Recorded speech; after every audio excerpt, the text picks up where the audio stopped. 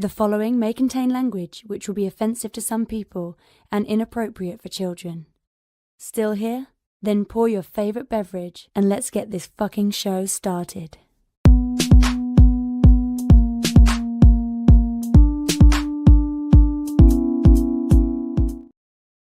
Fantastic Forum, assemble. We're back after a little 1 week hiatus from last week. Got the usual people here. You got Oz somewhere over here. And say hi, Oz. What do you drink? Coffee? Yeah, golden ale brewed with coffee. It's my last one. Then stuff. I can't move up because I'll run him over. So I'm stuck here until he decides to go to bed. He might stay there. Yeah. It's weird. Your dog like chills when you do the show. Mine leaves the house. They're like, he's not paying attention to us. We're getting out of here. And they'll just go hang out in the yard or something. As soon as they see the camera come on, they leave. At some point, he'll get bored and go to bed. Yeah. We got Jay over here. Jay, man, say what's up. Hey, what's up? And I am Moses Magnum, hosting right now, impromptu because Larry's late, and we didn't want to keep you waiting, so we're here. We're gonna be talking about All In, DC's All In line, reviewing Wonder Woman #1, Absolute Wonder Woman #1, Batman, Absolute Batman #1, Absolute Superman #1, and maybe Absolute Batman #2. That came out already. I read it. I don't know if you guys did. But we'll be talking about that. And then we'll also be probably talking shit to Larry because it's his birthday, so we're probably gonna give him a little shit. And yeah. If you want to be part of this discussion or join in on wishing Larry happy birthday, do what the intern tells you. Let her rip, Jay. Want to get in on the action? Call Fantastic Forum on Skype and join the fun. Too shy to call in? That's okay. You can join the Discord chat room available at fantasticforum.live. Join the party. You know you want to. Yeah, so we're just gonna be waiting for Larry. We're gonna be talking a little shit. I don't know. Anything you guys want to talk about before Larry gets here? Or you want to jump into the topics? You guys tell me. I have no opinion on what we should start with. Well, in general, right now, Jay, I'm not just happy to be chilling here with you backstage before we went on because I've been meaning to talk to you about Trap, that movie, and so I got to do that. That was cool. I haven't seen you in a while because we've all been running later or doing things, so I only get to talk to the show. And heaven forbid I text you, "Hey Jay, did you see this?" It's like that's not how we do things here at Fantastic Forum. Like I literally, even when I wanted to text you guys about the room setup, I was like, "Dude, did you guys I didn't even have the pre-production text anymore. The shit just deleted out of my phone because I guess we have so much videos and stuff in there that it was clogging up my phone when it was supposed to update, so it deleted it automatically. I had to restart a new text chain with you guys. Oh, okay. Yeah. Oh, look, here's the lady of the hour. The devil. Yeah. Look, man, Larry looks so good. Larry, man, how much weight did you lose, man? Look at this, look at those cheekbones, man. Look. He looks like CGI Thanos, man. What the fuck? God damn it. Skin cleared up. Look at that. Yeah, look at him. Even that smile. He's like, those teeth are like, ding. Look at that. Look at those teeth. Oh, you know what? You shaved. You look like a baby. You look like a baby. I'm usually shaved. Oh, but that's not on the camera. Yeah. Oh, okay. That's because that's fair. Yeah. What's going on, Chance? It's good to see you all. We're here bantering because I was talking about I rarely get to see Jay because he's in and out of the show and we're all running late sometimes, so we don't get to hang out pre-show or post-show. So yeah, man. Jay needs to do a better job of hanging out with us all. I agree. Well, God forbid I text him off when I'm not on the show. It's what I Phones said. do work both Yeah. ways. This is true. Yeah. Hey, puppy. Look at that puppy. Hey, puppy. Usually Yeah. puppy. Well, Yeah, Larry, you take it away because I don't know how to host. Like, I disagree, I already but did I everything. will do it. Yeah, I already did everything. So Okay. we're just Did we? bashing. I Did mean, we? I did mention that is your birthday, so if anybody wants to call in and do that, you could do that. And in the meantime, I do want to. I had a whole thing. Barack Obama wanted to give you a birthday wish, but I said no. This year I'm just gonna tell people who Larry really is and how we met. And it was in that one summer in Da Nang, Vietnam, where Larry. That's how I knew he was gonna be my friend, because we were at a bar and then this chick just comes like, "Hey, I'm pregnant with your baby, lovey, sucky, sucky," and then I'm like, "Hell no!" And then I shoot her, and then Larry just looks at me, and then Larry's like, and I go, "Larry, you could have turned that shit to bubbles, but you didn't, so it's on you, Larry." And we've been friends ever since. Yeah. Oh, listen. I'm just gonna say, yeah, true story. You're still rocking the blue. You still look blue like you did right there. Your blue face paint. Oh, dude. The wild part of the whole thing is, like, you all know how big of a Dr. Manhattan fan I am. I just love that character. I don't know that I would want to be that character, but if I had to be a tragic character, it probably would be Dr. Manhattan. Like, if I had to pick one, that's one of the coolest ones to be. You want to be like sequel Dr. Manhattan too? Oh, look, sequel Dr. Manhattan's actually in a much better spot. Yeah. Look, I take that dude's regular life. I don't even need the powers. I just, just give me that little, look, his setup was cool. I was like, man, that was such a great show, man. I really Did he enjoyed get that. killed at the end of that? Yeah, but and look, we said tragic, right? It's Dr. Manhattan. Yeah. There's things don't work out well for Dr. Manhattan. And not only that, or he even how he gets killed, it's like he's that's a reprieve for him at this point, because right. He's done. Mm-hmm. He doesn't want to live in every timeline, Exactly. Did we shout out Scott Rubin? I didn't. Okay, shout out to Scott Rubin. We appreciate you, good sir, because we wouldn't be here without you. Look, speaking of people we wouldn't know if it wasn't for Scott Rubin, El Hecht, how are you? Turkey Hecht, how are you, friend?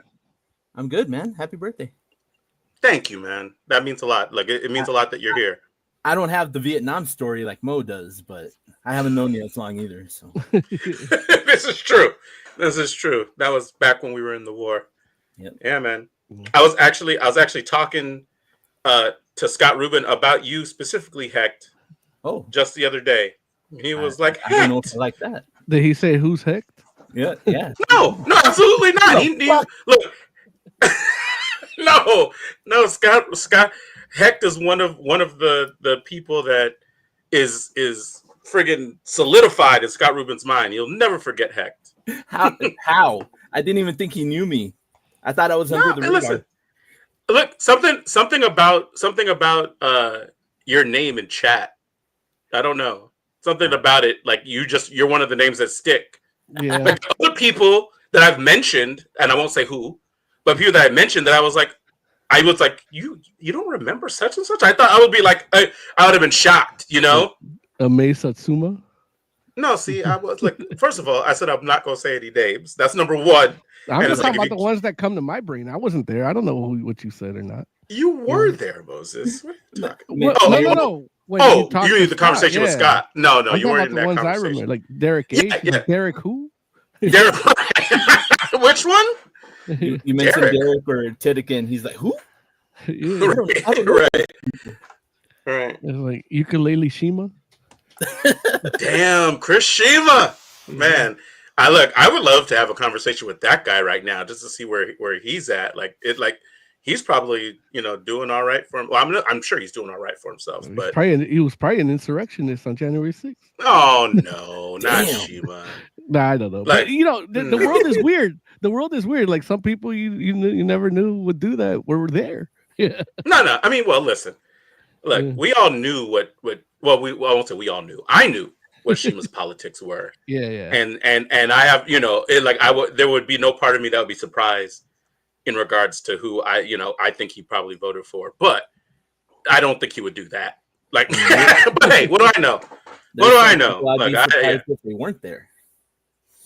Right. That's the truth too. So anyway, listen, welcome to Fantastic Forum. I'm sure Moses already told you about the amazing show we have for you in regards to the absolutes. It's absolute fantastic. All in FF. All in FF. There it is. You did a better job than I did at saying it just right there. So do you all want you guys got anything else you want to talk about, or should we start getting into it? 2 real quick things.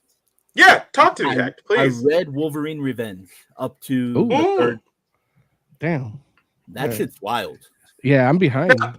Now Wolverine Revenge is out of continuity, right? Like it's like a yeah. Okay. And it's absolute Wolverine kind of. Yeah, basically. Yeah. Is it? No, it's not absolute. He's not as beefy. Like it's regular, but it's very absolute. And it's very, very gory. Oh, really? I did not know that. I read the Red Band ones. I don't know how the regular ones are. Oh, Redbird. It's Redbird. It's a fucked up comic. Mm-hmm. Okay, in a good way or a bad way, or somewhere in between? For me, in a good way. But it's like watching some of your favorite heroes like be in Saw. And Damn. Yeah. Like that's just issue 1, like because that's where I'm at. I haven't even read it. I have issue 2 and 3, and I haven't read them yet. But with issue 1, it's like issue 1, it's like, oh, it's over, okay, but it's not over because it's Wolverine. Yeah, but it's like who else is in the book with Wolverine? Like in issue 1, Bucky, Captain America. Oh, Fury, Nick Fury, White Nick Fury. Yeah, White Nick Fury. Oh, hey! That's how you know it's out of continuity. Yeah. When they put it in continuity. I miss White Nick Fury. I really do. I'm a big fan of Black Nick Fury, but you're still gonna miss him if you read Wolverine. Oh no! Poor White Nick Fury. Can't catch a break. It's called revenge for a reason. It's hard being a straight white male these days. It's an invaders. It's like an invaders team with Wolverine on it. Or like, but going into Soviet Russia. Is Namor in it? Not that I remember. No, not yet. Yeah, not yet. At least. Yeah. Okay. No, that sounds interesting though. And I don't know what issue 2 and 3 have, but just the way that first, it's like imagine almost like an invaders type mission or Howling Commandos type mission, Wolverine in it, and like Bucky and Captain America in like Soviet Russia, like. Closer to modern day, not World War II or Cold War time, but like maybe like 90s, Jay, when's the last time you read a Wolverine comic, like on your own? Oh, it's been forever. That's fair. How about you, Oz? Aren't all X-Men Wolverine comics? No, how dare you, man? See, this is why you have to live so far, Oz, because Power of that. I don't want to put hands on you. I don't want to do it. It's like if you were like in friggin' Long Beach, I'd just drive down there and be like, this guy, he needs a good shaking. He won't. This man talking crazy on his birthday. Yeah, man. Look, he's like, let me disrespect all the things he loves today. Oh, that's fair. Okay, what's the second thing, Heck? I read a comic. It's a wrestling comic, but it's not a typical wrestling comic. It's from Dark Horse. It's called The Masked Matcher. Yeah. The Masked Matcher. Asterix. It's Yiddish for big shot. Yeah. Matcher is Yiddish for big shot. Yeah. Well, it's Macher. So Oh, that's it's- how you say it. that's how you pronounce it. Yeah. The mask Oh. mocker. Yeah. Most tapping into his Yiddish roots. Don't let nobody know. No. It's gonna be a Like- on the roof. Sounds like it might as well be El Aso Wipo. It should, but it makes more sense because it's set in the 1930s. Not only so it's like The early Okay. it might be like somebody's biography or something, right? Yeah. Like, but yeah. not only the 1930s, but Hollywood 1930s. so this is like OG professional wrestling. Yeah, I guess. Yeah. But very, very localized. Right. Right. I guess technically they don't call it they wouldn't call it professional wrestling, right? But at that point it would be like still some sort of vaudeville sideshow. Yeah, it's like a it- circus. Yeah. But it's still wrestling, Mm-hmm. Like they call it what it is, but it's not as widely known as fake Right. as it is. Right. It's Okay. interesting. What's the book about? Like I know you gave us the setting there, So- but what's it actually about? So it starts off there's a actor. He's about to go off for an audition, and he gets a flat outside of the little arena, and they're like, "Hey, do you want to work real quick? We lost our mask maker. How do you say it? Mask maker? Macher, yeah. Macher. All right. So you got to. Yeah. We lost our mask maker. Oh, there you go. Do you wanna take over? Like, no, I'm going for an audition. I'm about to be, hit it big. And he goes to the audition. Thought he did really well. They said he did really well. Ends up losing the part. Goes back to the arena and plays that part. Mm. And that's basically the plot. He's Okay. He's trying to help out the owner, the little old lady right there on the right. Mm. And it's very, because she plays some role in everything happening. The black dude right there is Joe Louis. So it's very Like actually Joe Lewis? yeah. Historically, Yeah. yeah. We don't know how true that is to his life, but yeah. Yeah, and there's one of the biggest selling points to me, there's a talking bear. So What? yeah, you got to read it. Did Joe Lewis know a talking bear? In this world, he did. I mean, if you live in LA, you're gonna, One or another, you're gonna Yes. see a talking bear. Who hasn't spoken to a talking bear before, right? You're right. Yeah, You're so, right. I mean, what else do you want? There's a dude wrestling. is the old lady with a metal nose? She had syphilis. There's an old lady with a metal nose. There's a pop bear. It's wild, man. It's wild. Ah. Did the old lady is the old lady with the metal nose the same one that's on the cover? Yeah. Yeah. Did she have a metal nose on that cover? Yeah. Oh damn. Yeah, it's just kind of hard to tell because it was really tiny. I missed that. The art isn't the best, but it goes for the time. Like it It's goes. not bad. It's not bad. Yeah, yeah. Not bad. I saw. I mean, if the Quick cover is segment. indicative of what the interior art is like, I wouldn't call it bad either. oh, it's the art on the cover is exactly the same. Oh, okay, cool. And Like it- Joe Lewis looked like he had an 8-pack, but also I think he kind of did. Yeah. He got that 1930s strength. Got that Yeah. 1930s build. Yeah. It's a good comic. I liked it a lot. Okay, cool. There was a Taylor Swift comic that came out last year, and I saw it. I just wanted to see the art. hmm Oh man, It's no good. I didn't like it. I didn't like it at all. Man, he's a Swiftie. Wait, is it related to the art in this book that we're talking about with the mass mocker, or you just had that thought and you were like, let me say that. Macher. It's I had the thought because you were talking about the art. Okay. And I said, Nothing wrong with that. I'm just making sure that I wasn't missing anything. yeah, it's this art's great. Okay, cool. Shout out to the crazy amazing J-Man. Says good evening, comic book fam. Good evening, crazy amazing J-Man. Oh my god, this Taylor Swift book is terrible. Right? The art sucks, my right? God. Share the screen. Share the screen. I don't know if I want to. The cover is the best thing. He said it like it was gonna give his computer a virus. Like I think it did. I don't know. I know virus.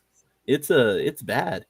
I wonder what will make somebody be like, we should make a Taylor Swift comic, like just because they're like, is it Tidal Wave? Is it Tidal Wave Productions? Is it the people that put it out?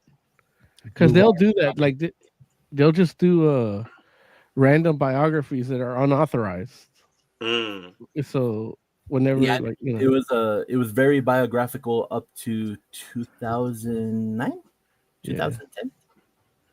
Yeah, a Blue Water. Yeah, the cover is the best looking. Yeah, that doesn't look like Taylor Swift. And then this is actually like probably the best page. Yeah, that's not a bad looking.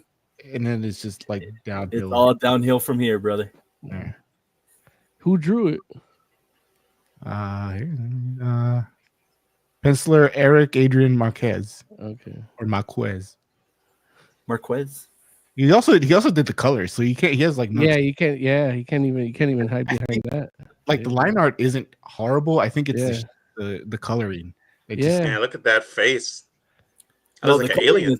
The coloring is the worst. If it was just line art, like black and white, it would be passable. Well, that's the problem. It looks like he outlined the face and then just went in with colors and tried to do something. Yeah, but it's like, especially like that particular where your mouse was, it looked like one of those like tattoo memes where it's like, this is what it's supposed to look like, and this is what it turned out to be, you know? Like part of it. Same with that like with her hand on the chin right there, like that's like, is that Tina Turner? Yeah. Yeah, that's a poster. I'm guessing this is Swift. Mm-hmm. I guess. Is Taylor Swift a Tina Turner fan? Apparently, Bobby. According to this, yeah. Let go of my purse. Oh, that's some life about this right here. Yeah, in she got the penguin foot. I haven't seen the Penguin. Did any of you finish watching Penguin? I did. Is that John Goodman? That's what I was going to say. It does look like John Goodman and Barack Obama. White Barack Obama. Yeah.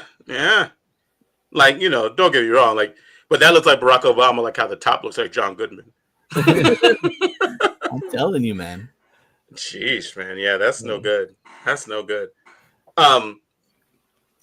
Just real quick, Oz. Just like on a scale of 1 to 10, what would you rate the ending of Penguin? 10. Yeah. Fuck that dude. Yeah, really? Yeah, dude, it was so good. Listen, I'm just saying, if you all are like, should you watch Penguin? The answer is yes, and you should watch it all the way through. Like, you should do that as soon as you're able. Like, it was so good. Like, I can't believe that I enjoyed that show as much as I did. I get so much content that's about family that, dude, you really need to, if you like family, you need to watch Hellstrom. No, that's the thing. This is like the anti-family. Yeah, man. You Like, should watch family's that. the worst part of this show for everybody. All right. Let's get into some comic book reviews. You guys ready? Let's do this. Absolute. Lee. Oh, I have a family book. Family. Comic book review. Comic book Like review. Well, not like that, but like.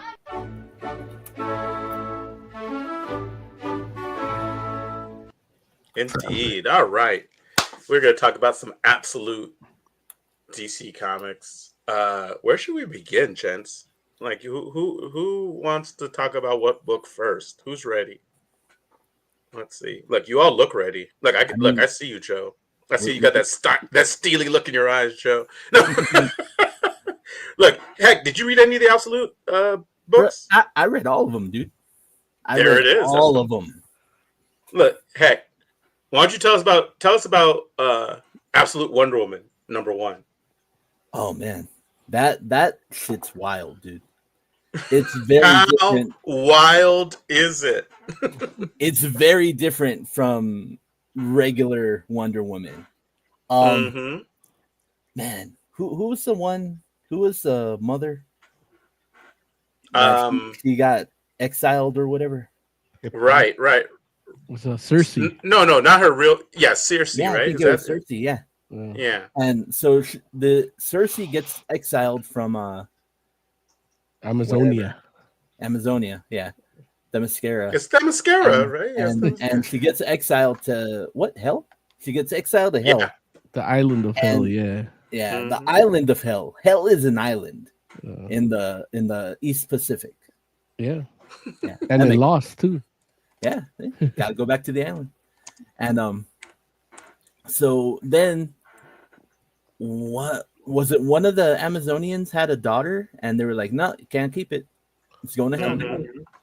So they leave this baby in hell with Cersei, and they're like, "Hey, take care of this." And when they say take care of it, it's like take care of it, you know. Yeah. Give her the old anti-Trump, as they say in the Penguin. You got to take care of it. Yeah, exactly. And what kind of mob show is it then? Where they just do it. Yeah, they don't even say nothing. They're like they nod. That's it. Yeah, I don't like that. Well, they nodded to the baby. They nodded to Cersei, and she wouldn't die. They tried to fuck up a little baby. Little baby didn't want to die. So Cersei has to take care of her as she grows up. Baby Wonder Woman is fucking up everything on Hell Island. Fucking up everything that comes to kill her. Right. She even like starts hugging. Because you're not wrong. Like there's like demons and like griffins and like those was it? I forget what they called the type of dragon, and she just starts cuddling with it. Like she beats it up and just starts cuddling it with kissing it. Like basically beat it up and was like, no. There's playthings to her. Yeah. And she like the kindness of the baby like kind of changes everything's mood. Like even Cersei was like, fuck this baby. And over time she was like, okay, don't fuck the baby. The baby's gonna be okay. I'm gonna love the baby. That's the title. That's the title of this episode. Don't fuck the baby.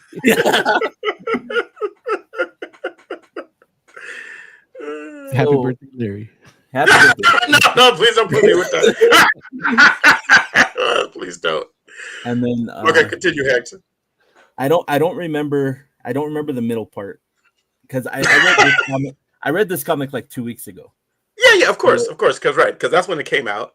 Yeah, and so so she grows up to be she's in her teens, right? I don't. They don't say exactly, but she's definitely grownish. Yeah. Like she probably outside of like late teens, maybe. Yeah, potentially early 20s. And so like Cersei's giving her, the talk, not that talk, but the TED talk. Yeah, the TED talk. Like Jay's like, oh yeah, the talk. Yeah, I don't menstruation. I don't want any part of it. Do they even have that? They should. Yeah, because she breeds. She can have kids. I don't know, because according to the email that Gal Gadot sent me, then like they can have kids. I didn't know you were on that side. She was trying to. She needed money help getting out of the country. Needed me to wire money. And so did Wonder Woman. Yeah. So she's Wonder Woman in real life to me. I suppose. So I can remember all that, but I can't remember the rest of it. So No, I that's don't fair. It gets into the world. Well, there's a demon invading the Earth, right? And The so Earth she shows realm, up. yeah. Yeah. Demons, and were they parademons? No, No, They were little they're dragons. They were little dragon things. and they're out. They're from like the, I think what is it like Hades or shit like that. Like one of the because they didn't kill her. These things are happening. I think is what's going on. I don't know if it's as a result of that, Yeah. but it wasn't. I don't think it was any of the things that were trying to kill her either, because half of the things that tried to kill her got killed. Yeah, they got.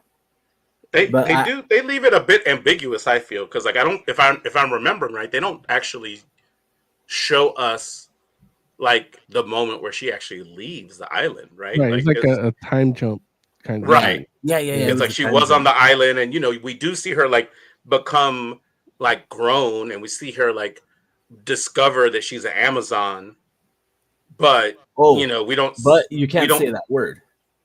Well, Cersei couldn't say it, but she got banned. Yeah, but Diana can say it. Just like in Agatha all along.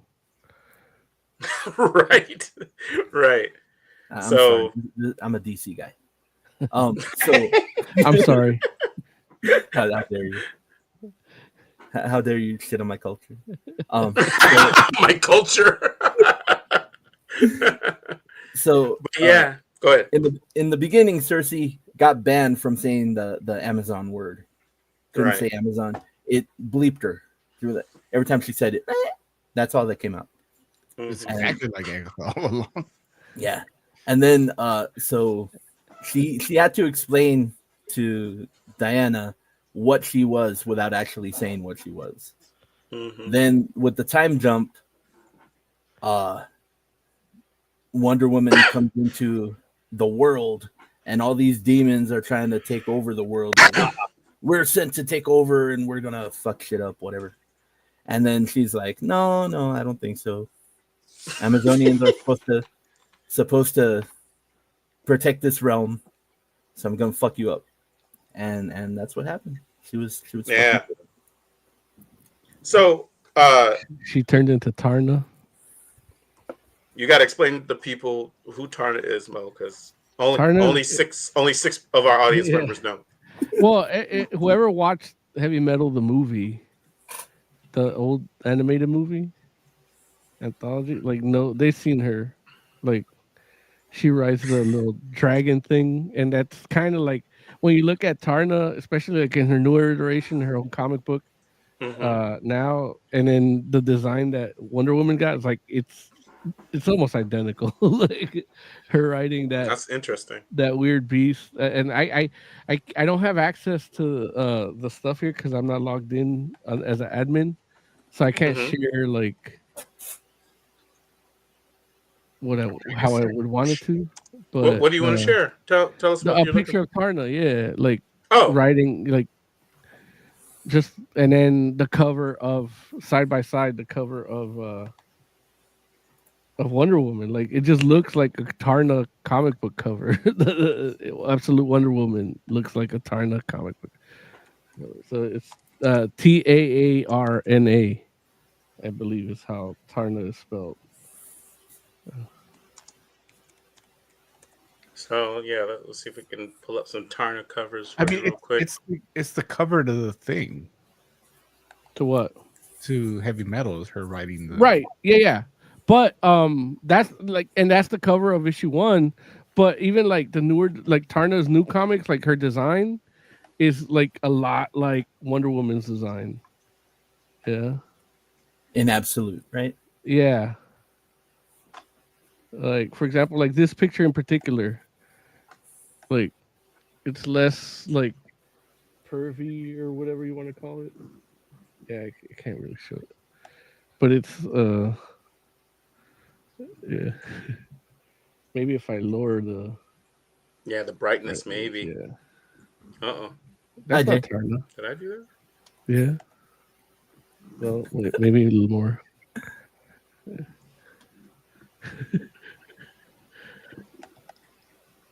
Oh, that's better. Yeah, but no, Well, it's just it's adjusting by itself. So.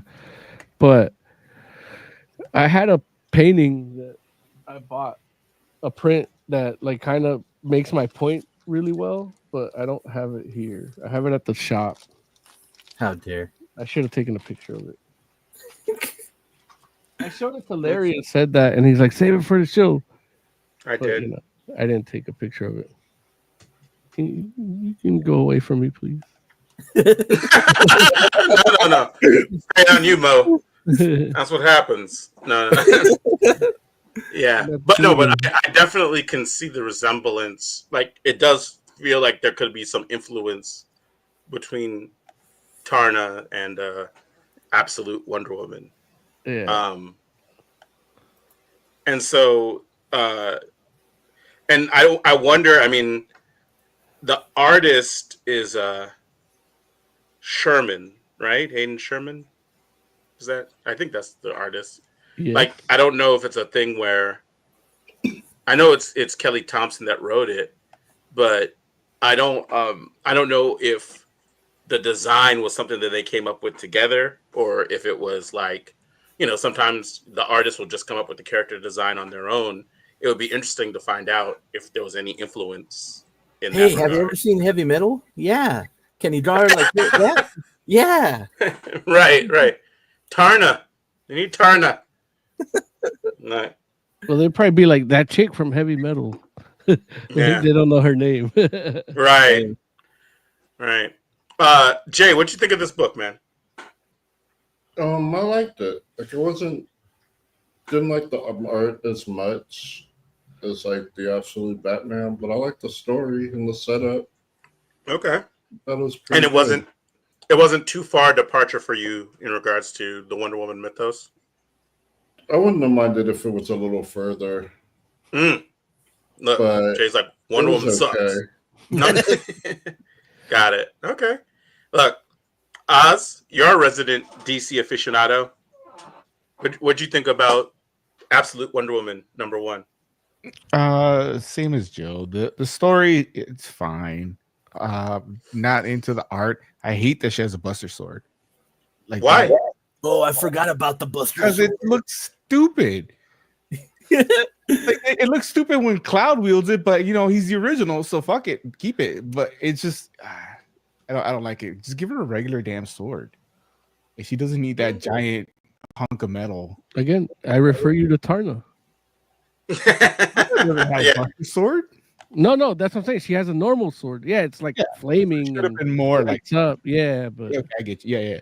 Yeah. No, that the sword bugs me. Other than that, her whole design, I'm fine with it. But wait, will you feel different once you get the story of the sword and where it comes from? No, because it's still stupid. Yeah, but it'll have an origin. Like, unless it gets shaved down into like a normal sword, then yeah, like in 13th. Or bleach, like if it's bleach where it's like it evolves depending on how many battles you have. What if it turns invisible? To be skinnier, then yeah. That's what happens in bleach. And it turns into like a chain at one point. No, there it is. So okay. So story-wise, you didn't really have an issue with it. You just thought the sword was dumb. Yeah, I actually would rather see more of the lasso because you only get you get it at the end. Right. So I would like to see her use that a little bit or find out more about that. Just give her a regular sword. Got it. Moses, I know you mentioned obviously the Tarna illusion and how it immediately invoked that for you. But what did you think of the book on its own merits? This is again like just because it does draw that from me doesn't mean it can't be good. You know, like Age of Venom was that, like where it's like Age of Venom was like Deadpool, yeah, like the design, but the story is where it shines. You know, and right. That's where this shines for me is the story. Like even with the time jump, I'm usually not a fan of time jumps. But I didn't even feel it like a time jump till I started talking about or hearing Heck talk about the book, you know. So I enjoyed reading it. The actual process of reading it was enjoyable. and I like the newer origin.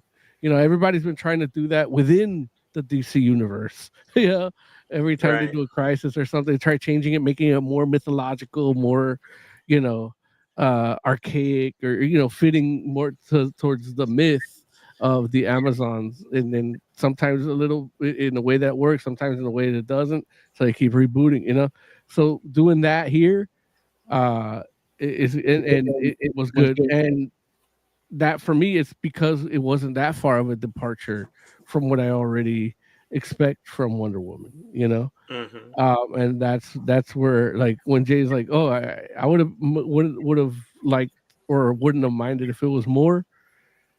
I'm like, yeah, I think this is the right departure for me, Got it. Like it's Just different enough. It's more than the Batman departure, I think, Mhm. but less than the Superman. So this is Gotcha. like the sweet spot. Your sweet Like spot. Wonder Woman is a sweet spot for me in the way that these universes, this absolute universe, is changing the origins. Got it. Okay. And how about you, Heck? Did you like this book? I don't know. I liked That's it fair. well enough. I Mhm. was thinking at the time, it was the weakest of the three. Okay. But I don't know if I still have that opinion, Got it. because the Superman one's kind of. Yeah, we're gonna talk about that in a minute. It's a good book. Yeah, it's interesting because I will say that, from a marketing perspective, I definitely understand from why DC might lead with Absolute Batman. But what I can definitely say is this book, because I read this was the next book I read, the next Absolute book I read after Absolute Batman, and yeah, this book doesn't feel as good as that one. But that doesn't mean it's bad. It just means that it's not as good as Absolute Batman, which is, Scott Snyder getting to do Batman again, with his having own creative freedom. imagination. Yeah, exactly. So it's like you can't, that's a tough act to follow, and it's not like, I mean, Kelly Thompson's no slouch. Yeah. I'm not. There's no it's not like I'm it's not a judgment, I think, so much on the writer as it is just more so about the concept and ideas that came out of that other book. So it's kind of like, okay, yeah. So it's interesting. I did personally, I did like the book in general, and I thought it was a much different take, and I'm here for it. It's it's supposed to be a different take, so nothing wrong with that from my perspective. It's just more so when the book ended, I was kind of like, okay, well, we'll see where this goes. It might it's more so the strength of the character that will get me to read number 2 than what I actually read in issue 1 of this book. Yeah. If this was a book that was if Wonder Woman wasn't a character that I've ever been familiar with, I might take or leave this book, as opposed to say if I didn't know Batman and I read Absolute Batman number 1, I'd be I need number 2 right now. It doesn't have anything to do with whether that book is good on its own strength without the idea of Batman behind it, I feel. So if you took out Batman and put the Masked Macher. Right. If that book was called Masked Macher number 1. Macher. You got number 1. Yeah. And it was everything else was the same, I would just be like, man, Masked Macher might be my new favorite character. So Absolute Masked Macher. Okay. Well, shoot.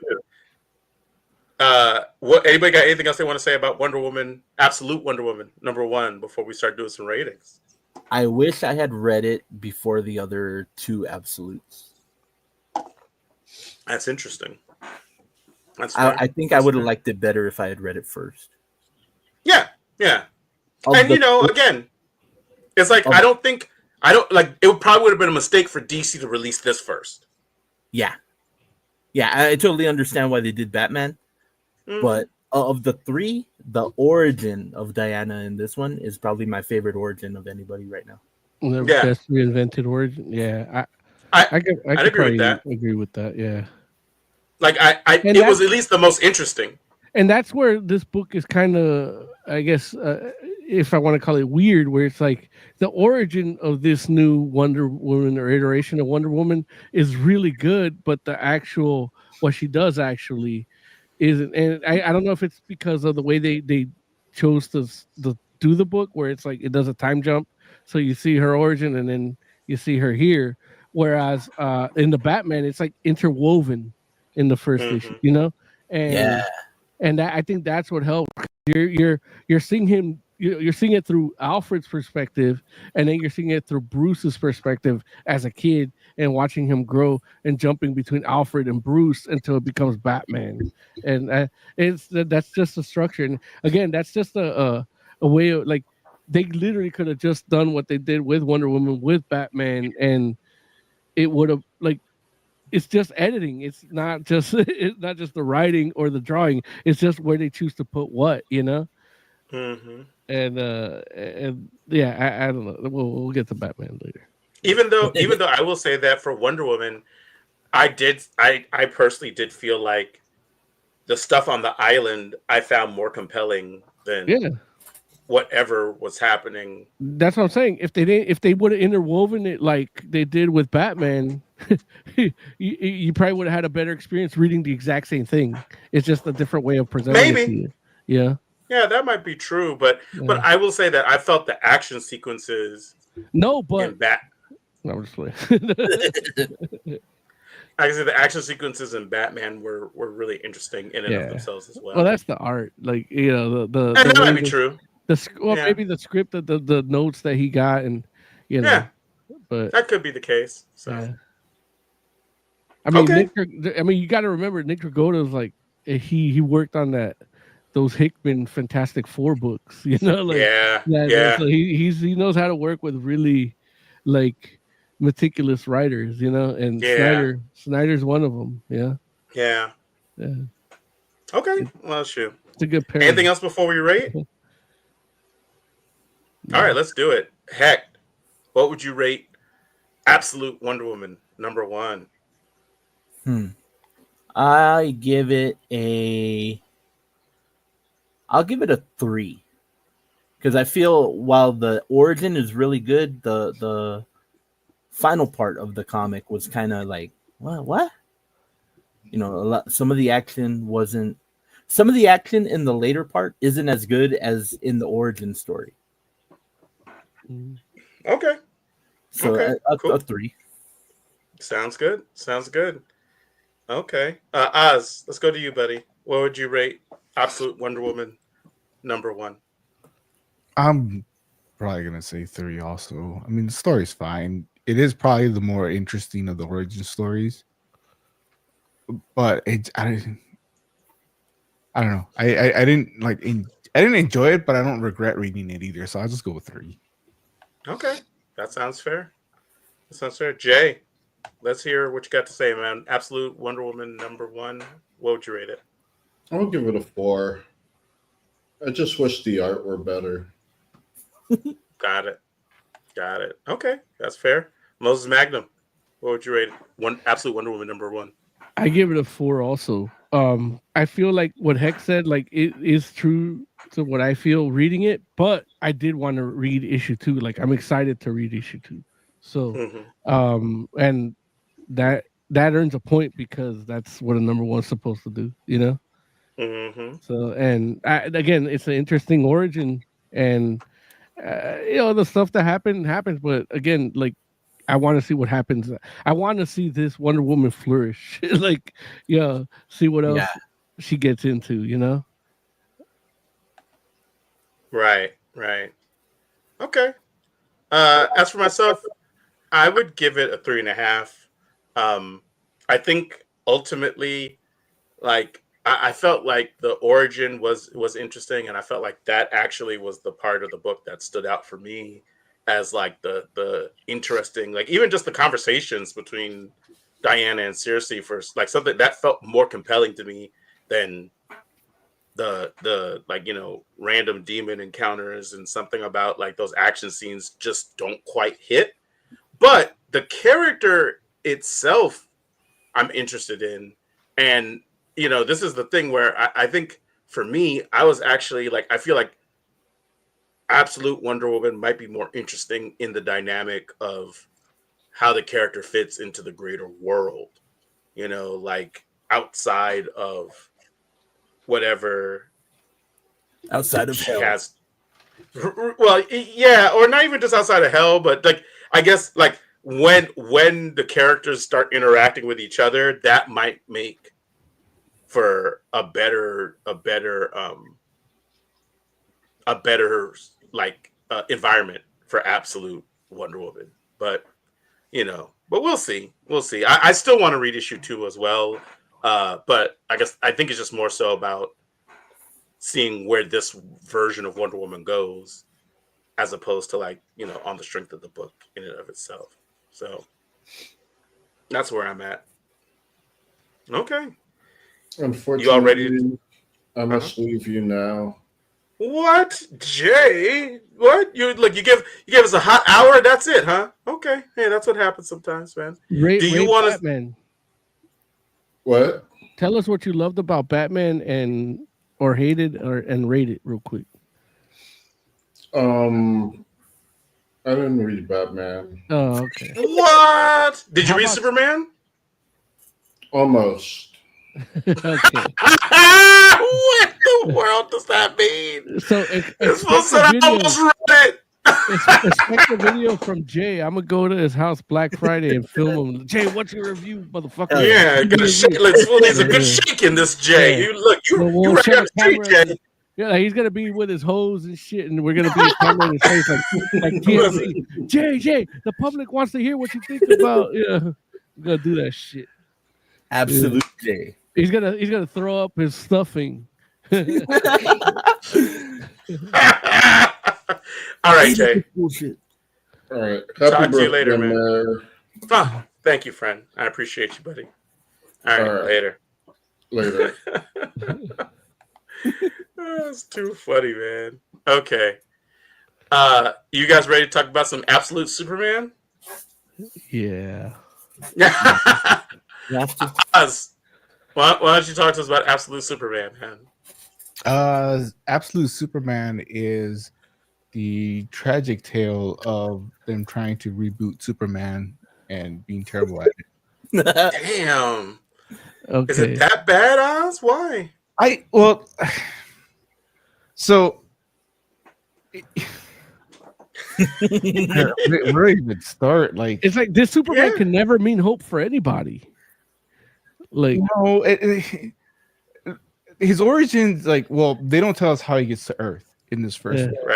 Right. But he's just hitchhiked. He's old enough to hitchhike. Like, I think by the time Krypton blows up, he's like a teenager. Yeah, he's grown. He's not even a baby. So he actually like spent time with his parents, and I'm like, nah, I don't need that.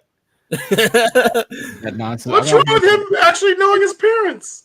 Well, it changes the dynamic, like it being and dealing with Earth, and which is kind of like what we see kind of play out, which is not like that's not. It's a little too far of a departure for Superman, like because part of what gives him that idealism is his perceived parents. Sorry, Oz, I hope I'm not stepping on anything you wanted to say, but it's just something that it's like taking a shit. It's just building up in here. I couldn't let it out last week when we were supposed to talk about it, but it's like, and then now when he's a kid, he's like, okay, now he could kind of like his impulses guide some of his decisions, and then he gets like, I mean, they don't show Ma and Pa Kent, so I don't know why he would give a fuck about Earth at all. Yeah. I think the Kent farm was abandoned when he lands in there because they show like an image of it. And it's but and that's what I'm saying. Like, I don't see, even in watching Superman 1, the movie, like you see why he cares about Earth, Right. I don't in here. Can't see. And even reading it, I was like, who wrote this shit? And it was like Jason Aaron. You know, like the guy that me and Jay got to write Teenage Mutant Ninja Turtles. But but he didn't do that shit with Ninja Turtles on IDW. You can get it right now. But yeah, like he didn't do that shit with Ninja Turtles. Like he's doing this shit right with Ninja Turtles. Superman, he's like, yeah, you know what? Your good load is here at IDW. Jason Aaron. We're paying you enough to get your good load off here in IDW, and So then now you get Absolute Superman. And then like. His symbol isn't even his family symbol now. It's a caste. It's a class, yeah. Really, there's only two classes. They're like he's like a Punjabi guy from India, or a miner. Yeah. On my planet, this symbol means proletariat. And proletariat. I kind of agree with Mo. Like I like that he gets his morals from his upbringing in Kansas through Ma and Pa Kent, and in fact. They always change the what his Kryptonian parents thought when they send him to Earth.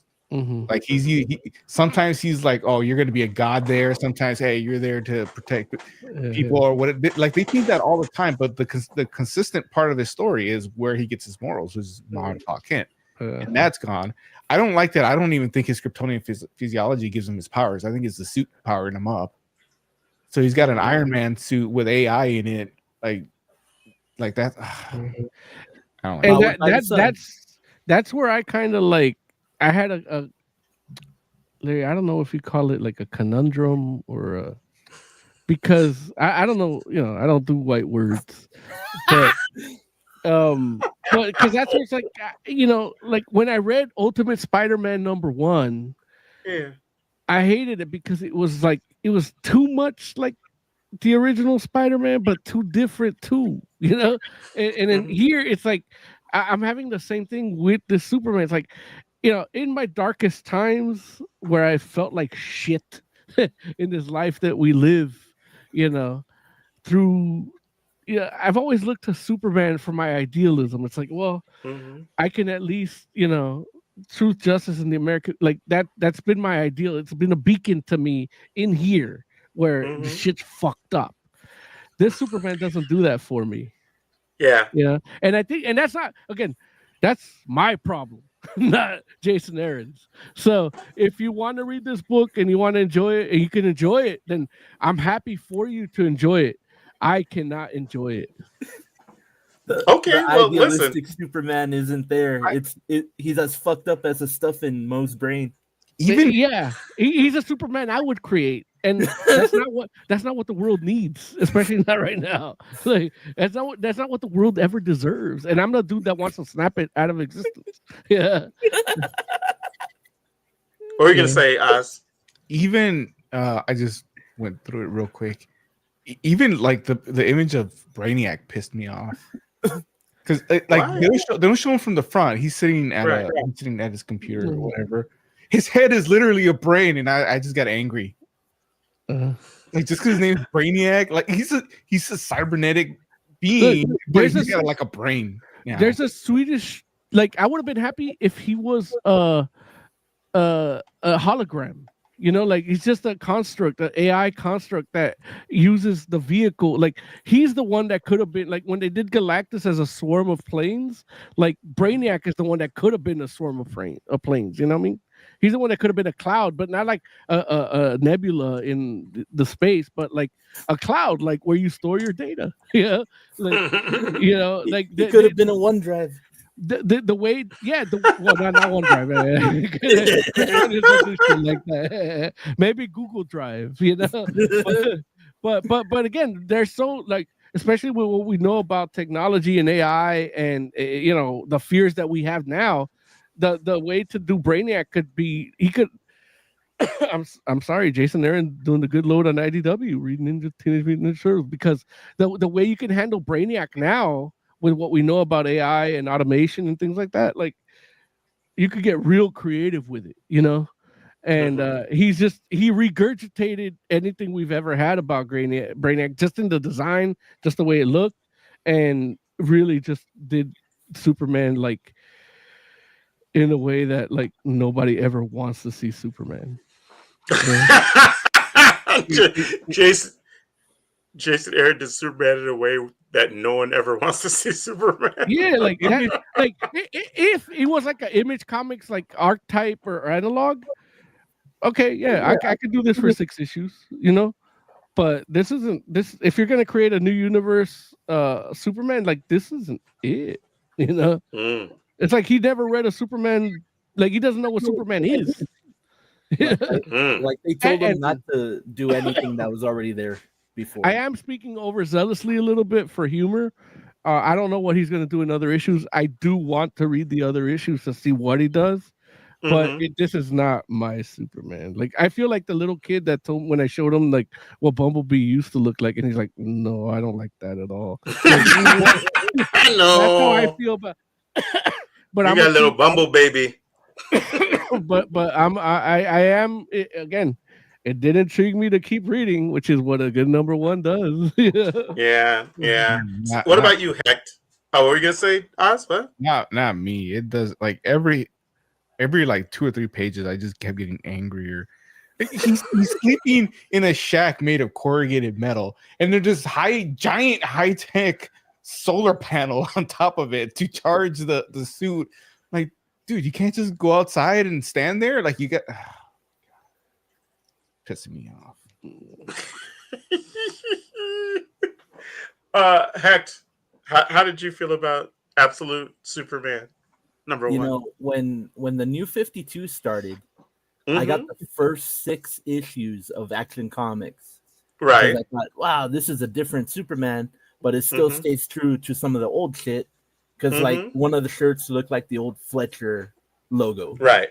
And I was into that. When they came out with the Earth 1 stuff, and I got Superman Earth 1, it was different enough that it was something new, but still stayed true to what Superman is. Absolute Superman doesn't stay true to shit. I think I understand what they were trying to do. They wanted like a working man Superman. Like a super working man, like he's for the downtrodden, but the execution of it reminded me of Man of Steel, the movie, and I don't think that's a good way to go. No, I agree with that. You don't want to be like Man of Steel if you can help it. No, I feel Man of Steel did it better. Like it did. That's the problem. Yeah, that's the problem. It didn't do anything close to what Man of Steel does, but it tries to take the concept where this dude's working to blend in with the normal people, to not, scare them or whatever. Yeah. And I don't know, man. I don't want to say it fails because I do want to read issue 2. Did it bother anybody that he doesn't have a cape either? It bothered me, yeah. Especially because there's a cape on the cover. Yeah, it bothers me. Is there a cape though? In the cover. It's gonna be a hologram. Like depending on the solar charge of his armor. You are listen. Yeah, it depends. It'll probably come. It's an add-on from Apple. Yeah. 99 cents on iTunes. Yep. It's a premium. There's aspects of the comic, like the origin story. There's parts that I like. I don't like the whole thing. It doesn't. The Superman origin in Absolute doesn't hit the way Wonder Woman's does. No, it doesn't. I agree with you. Wonder Woman's origin is like a 100%. It hits everything really well. It's like a fancy dinner. Superman's origin is like a dinner from hamburger stand, and it doesn't hit shit. Not a good hamburger stand. It's like you like it at first, and then it gives you diarrhea. Yeah. You know, exactly. It's interesting that you say that because I know for myself, like I found Larry. Damn! I was wow! Just happy birthday! Wow! I found the caste system thing interesting, and I was like, okay, it's a little like at first when I was reading it, I'm like, huh, this is like strange. Like it's not something that hasn't been like touched on in Superman. Like, I don't want to say lore, but like in Superman, like it's been explored here and there in different aspects of Superman, like media. I want to say the animated series had something similar. I think. I think it touches on it because like the scientists were big shots in the animated joint, and also too, I feel like it went much further into that on the Krypton TV show. Like they kind of went that route as well a little bit, but I don't think anybody saw that TV show. Oz did. Yeah, Oz watched more of it than I did. I know that, but what I will say is that initially, while I found it intriguing, I will say that the origin, like the Krypton origin aspects of it, definitely like overstay their welcome in that first issue.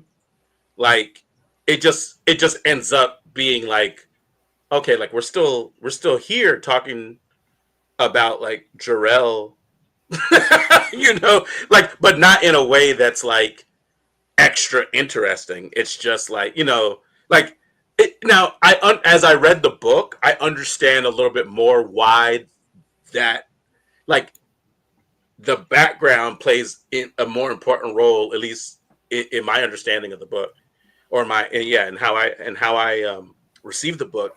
I felt like the background origin plays a larger role in why you have the Superman that you have in this book. And, you know, while it's definitely a different Superman than the classic Superman and virtually every version of Superman that we've had, I will say, like, I honestly don't feel like it's a Superman that's like devoid of hope. It's just a Superman that. Well, he has to learn it first. Well, here's the thing. I think he has it, and that's the wild part. Yeah. Which is it's like that. That's how you know, or at least that's the aspect of it to me that feels more like Superman. Only because it's like this fool has hope despite what he's seen. Like you know the original Superman was like instilled with hope from a child. Yeah. This and you know like and just like how you all said earlier, where you're like he's the person he is because he was raised in a particular environment. And what this book almost kind of does is like, what would Superman be if you completely stripped him of that environment?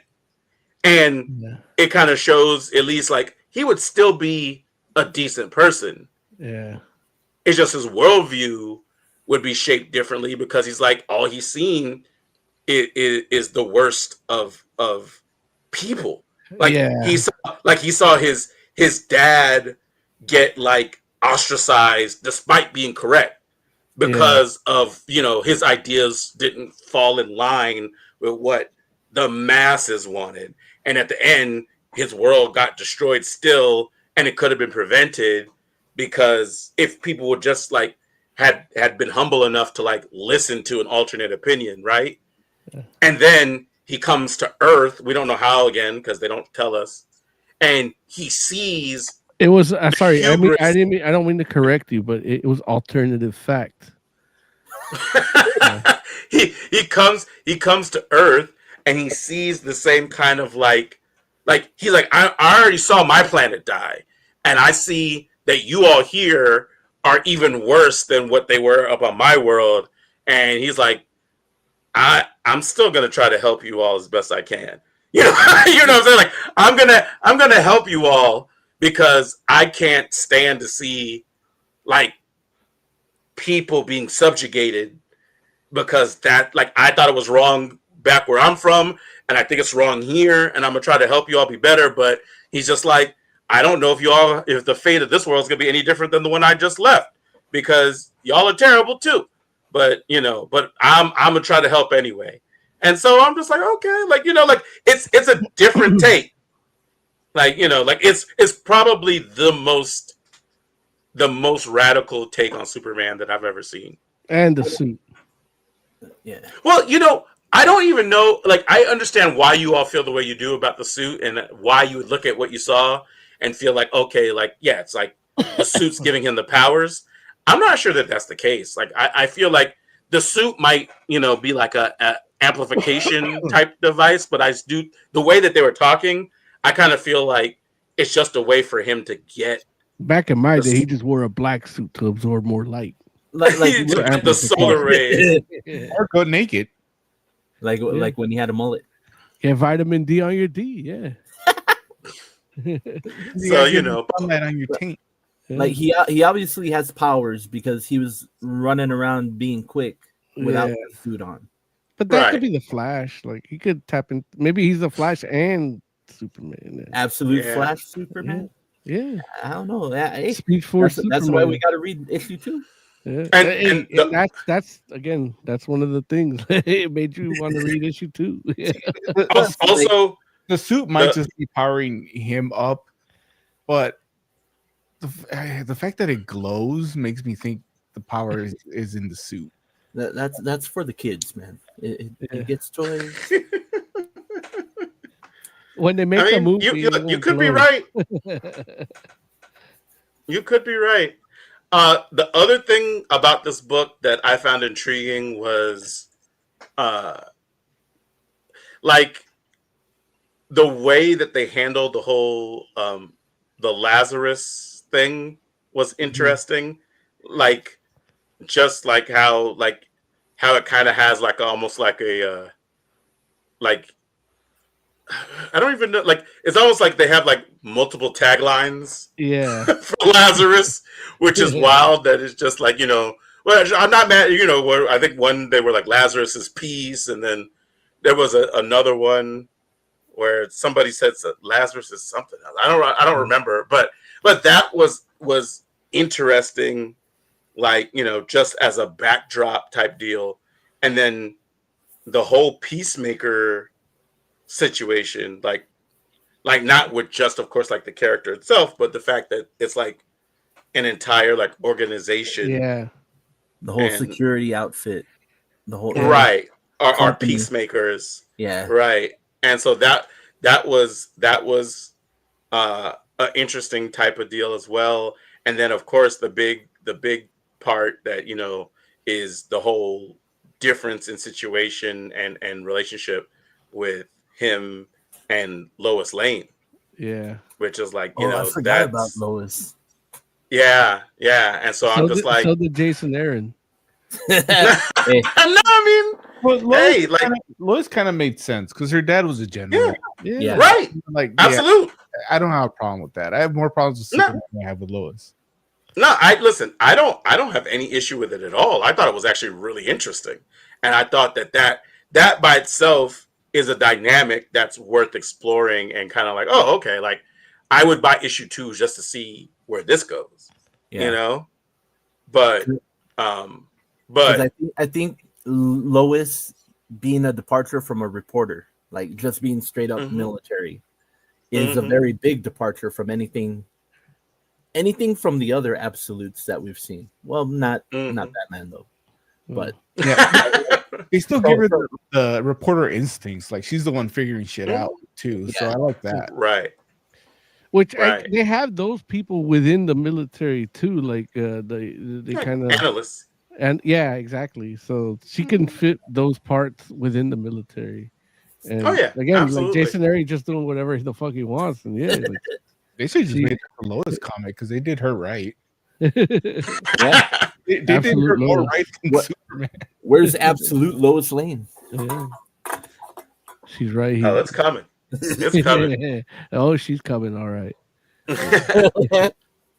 But yeah, man. So, but I can definitely understand. Like, and you all know, like I really do enjoy a good traditional Superman. Like that was my big thing with Man of Steel, where I was just like, this is. Well, it's why we like even like shit like Crisis on Infinite Earth 3 and shit, like we can still kind of enjoy it because the Superman, no matter which Superman you're seeing at any given point, is a fucking Superman, even in the shit animated movie, you know, like so, and that's where this one kind of like jostles me a little bit.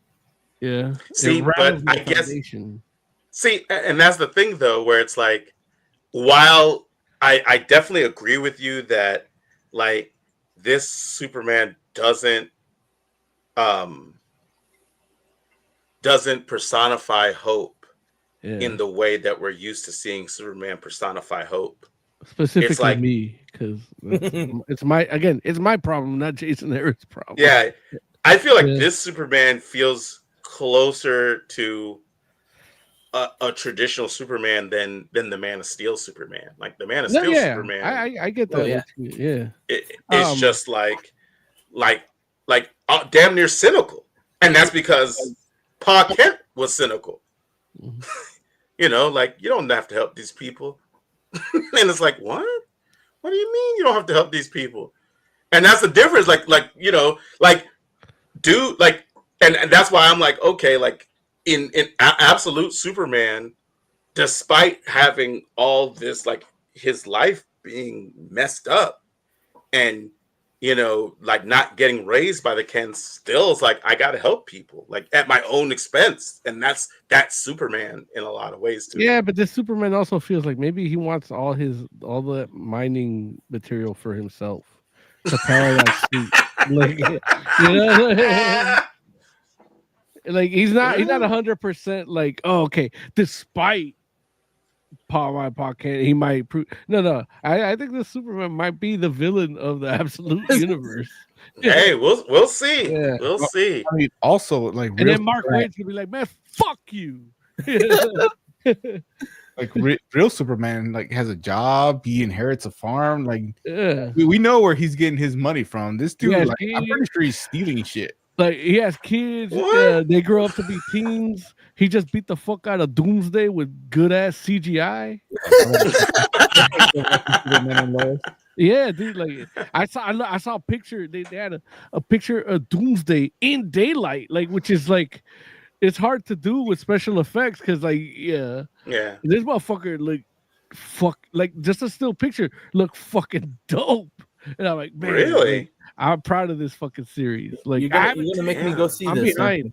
I'm too busy watching Hellstrom, but dude, that Doomsday looked fucking dope. Like, Zach, can you bring that up? I'm sure you saw it. Yeah, dude. But, like- Doomsday looks good. I don't like his origins, but he's still fucking Doomsday. But the design, like, if you Yeah. like, if they're promoting it to you to get you to watch this shit, it looks like a comic book brought to life.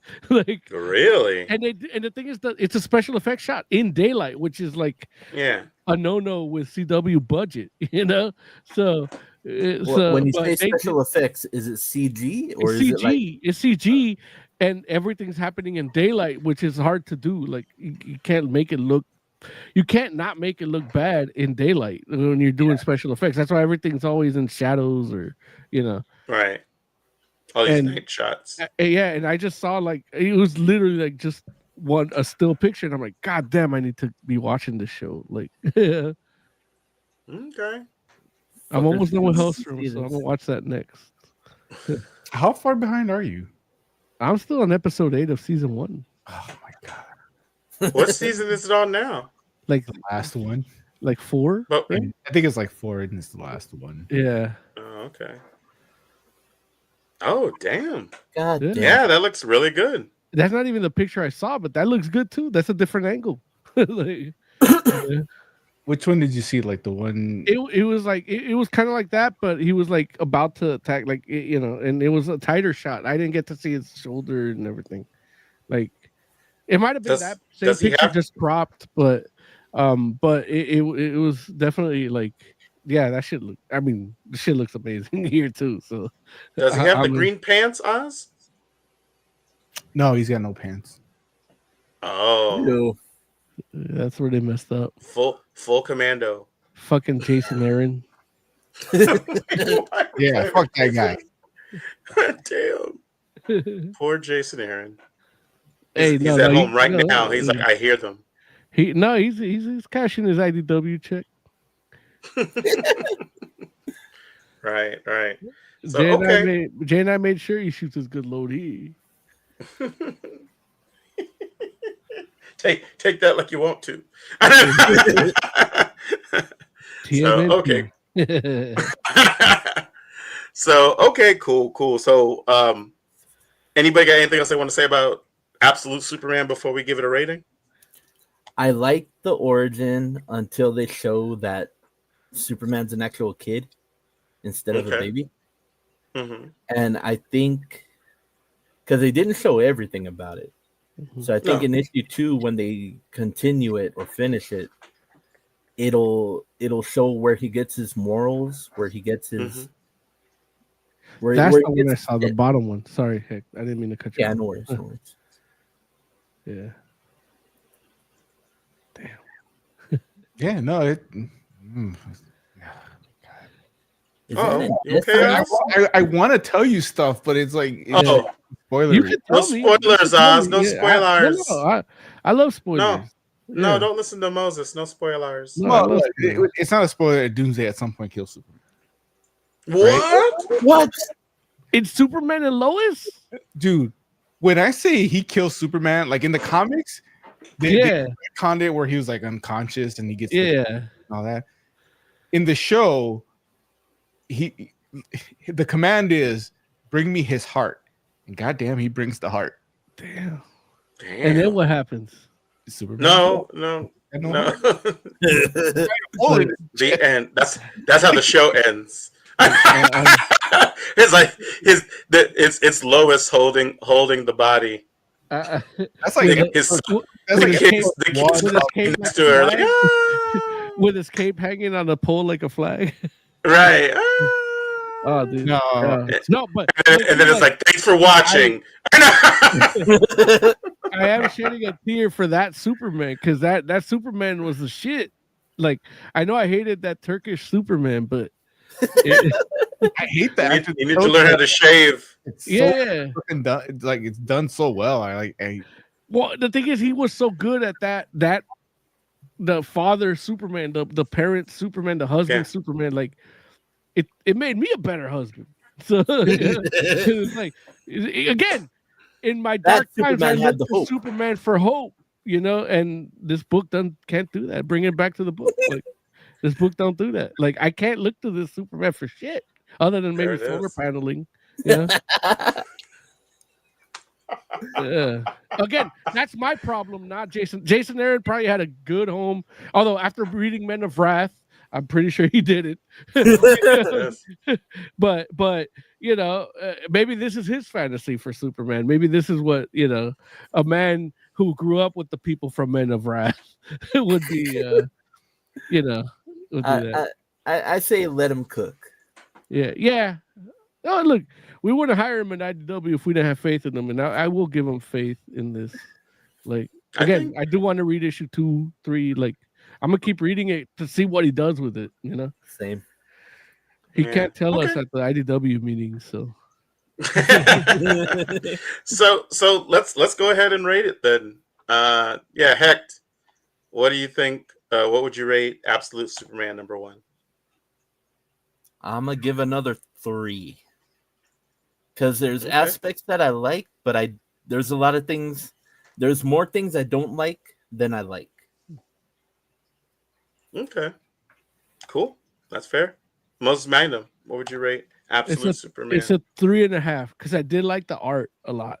Yeah, I like the design, even the design of the suit and stuff. Like, even though I didn't like what it was, the shit looked tight, and the risks that were taken.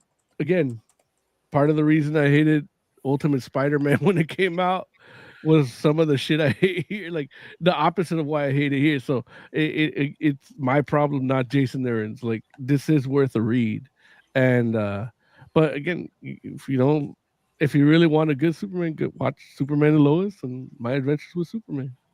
There it is. I can't even I can't even refer comics for that. Like, I can refer to these shows. Yeah. We should mention the artist is Rafa Sandoval. We didn't mention that earlier in the review, so yeah. Oz, what would you rate Absolute Superman #1? I'm gonna go with 2, and it's getting a lot of points for the art because visually this comic looks good, and story wise, like honestly, if it wasn't a Superman book, if it was Random Kryptonian, I think I would have liked it a lot more. Like if it was on Image and it was like a Superman analog, you'd probably give it a 5. Yeah. Yeah, Like, no, yeah. yeah, I would at least a 4, but yeah, Yeah. maybe even a 5. But because it's Superman, it drops down. The art brings it back up to 2, maybe 2.5, if I'm being generous. 'Cause visually, it looks good. Like I love the cover, but then there's no cape, so he loses more points. Like Rafa, put a cape on it. There it is. Unless Jim Lee told us not to for some reason, but There's a lot of halves today in the scoring when we're absolute. Listen, I think the cape is coming. I wouldn't be surprised, but we'll see. We'll see. Personally, I'm gonna go ahead and give this joint.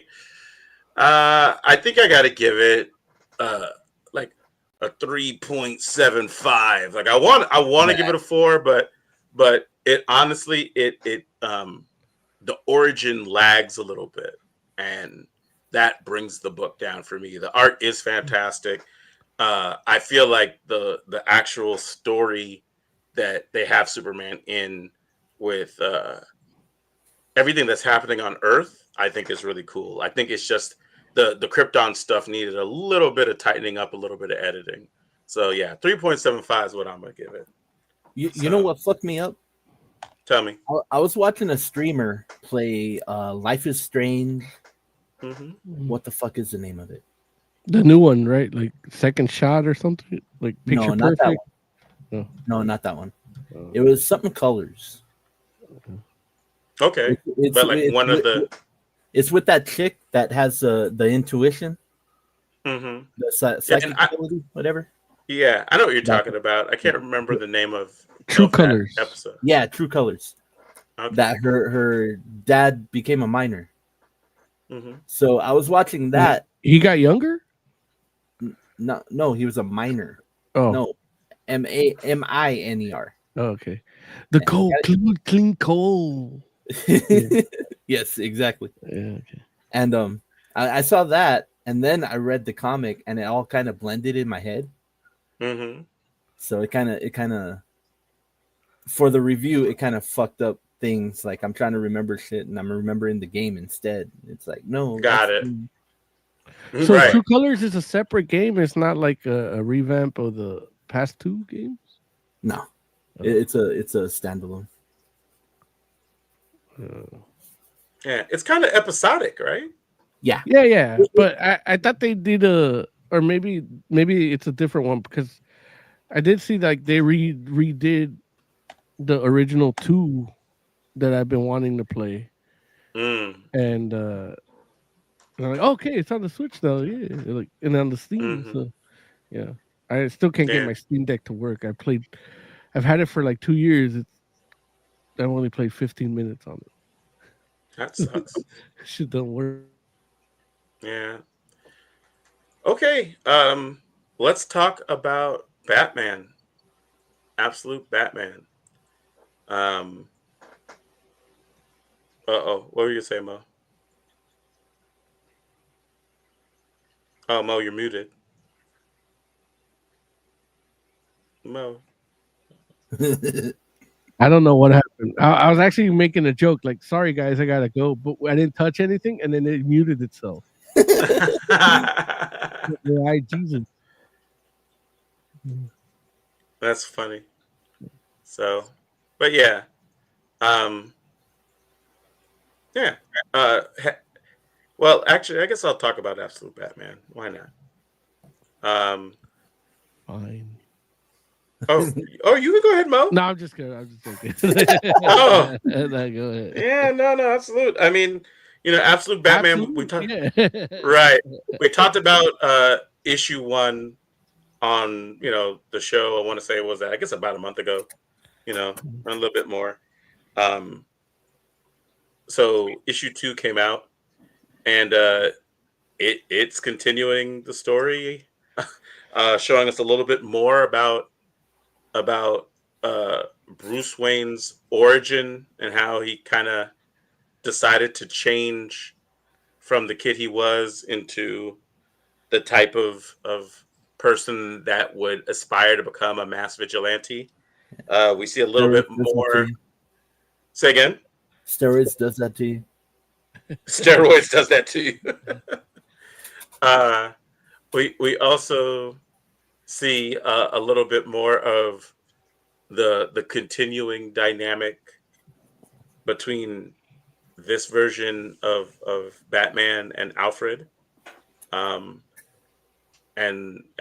how that relationship develops, and we're watching Batman basically fight off the party animals, like, you know, learning more about how they operate and just going hard.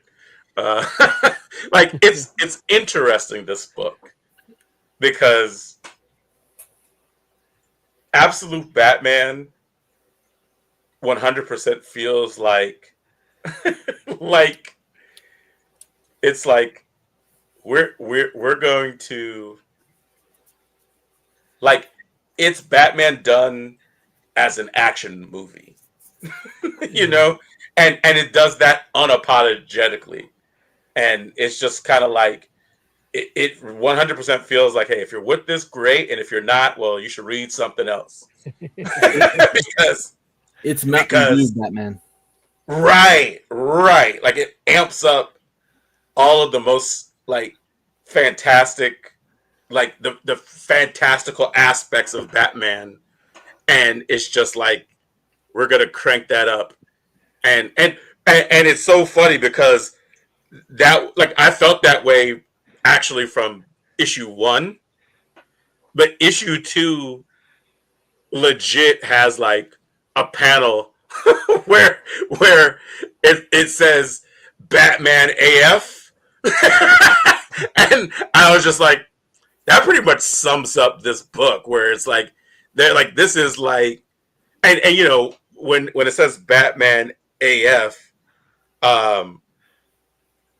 it doesn't, it gives a particular, like, advancing context, forward. Advancing forward, right? It gives itself an excuse inside of the book, as far as the narrative goes, to be able to say Batman AF. But the only reason that all exists, like, the only reason Scott Snyder, like, I feel like he wanted you say Batman AF first, and he's like, how can I work that into the book? Like, how do I get it past standards? How do I make it, like, not just me just saying that? And it's like, okay, it's like, it's a double entendre. I'm not mad at it, you know? From us getting drunk with him and him telling us the whole story, like, I feel like he wanted that to be the title. You know, like, because the way he explained, like, he's like, you know, everything I can use my imagination with Batman, and I can do, you know, and I like, even like the whole thing where he's not rich, like, he's like, I want him to really be self-made, not heir, you know, like, not a person of privilege, you know, because that would give him different motivations on how he handles Gotham's things, you know.